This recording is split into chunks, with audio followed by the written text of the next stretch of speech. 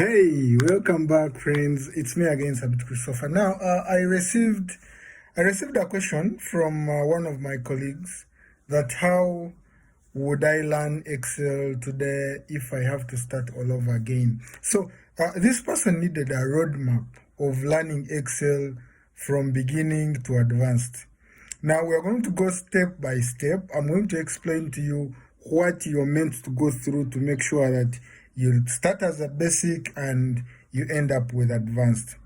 The first thing you have to start with the basics. Make sure that you have a solid understanding of basic Excel, the concepts such as cells, ranges, formulas, dealing with all that formatting of it.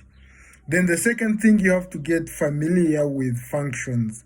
Learn about Excel, most commonly functions including the sum, the average, the if, VLOOKUP, index and match. Now we have 365 where we have a lot of functions like concatenate, all functions related with text, all functions related with date.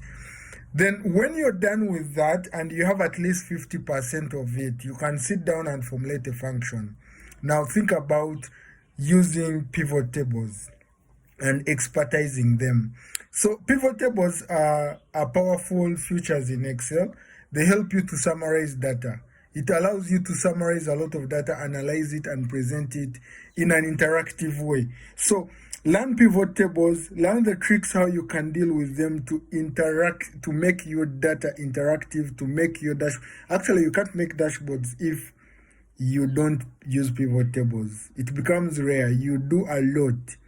Then after that, you'll go to the fourth stage, I can say, learn how to create charts, format them, visualizing them, and making sure that the recipients understand the charts you have created. You know, with data analysis, it is all about the concept. So the concept and context. So it is not about the beautiful design, but it is about, will the recipient pick out anything from the data I'm trying to present to them. Then when you're done with that, the fifth stage I can say is conditional formatting. Conditional formatting is not this basic formatting of highlight duplicates, highlight numbers less than this.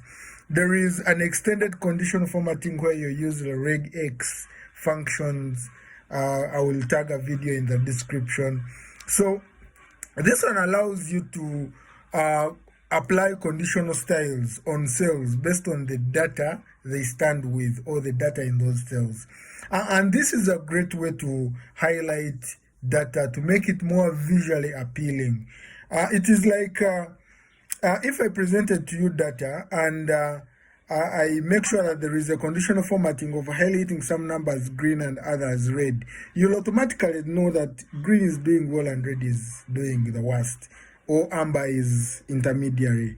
So it gives that visual concept when someone is interacting with your presentations.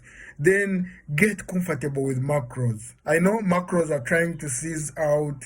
Excel is advancing in a way that now it has a lot of the AI, the artificial intelligence, that it can do some of the things for you in the back end.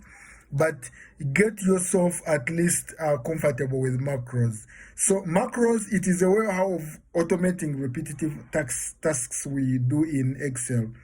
So if you know that on a daily basis, I create this report from this data, it is just a matter of automating it. Just make macros and automate it, and that is it all. So you don't have to do the same thing in and out every day. Let that time be scheduled for something else. Learn more things, but automate your data. Wake up in the morning when your data is automated and updated into the real-time update you required to sit and do. Then study advanced formulas. There are a lot of formulas every day. There are developers seated in the back end of Excel trying to improve Excel, making it better than yesterday. So there are functions like index, like match, like the offsets, like the if error, like the sums if. I can call them the advanced formulas because they give you the gist of coming up with a better report with the simplest way on how you handle your data, then finally everything they say practice makes someone better. So practice makes you perfect. So you need to practice. So the best way to learn Excel and use it, try to work on many projects as you can. Continue improving your skills over time and again. So you can also consider taking online courses. You can consider reading books. You can consider attending workshops. There are live streams on YouTube. Consider joining those. Follow people. Follow Subtech Online. So I think I can leave it here, but please leave a comment. Make sure that you leave a subscription for us. Leave that like if this video talks something about you, and let's meet in the next video. Bye bye. I sign out.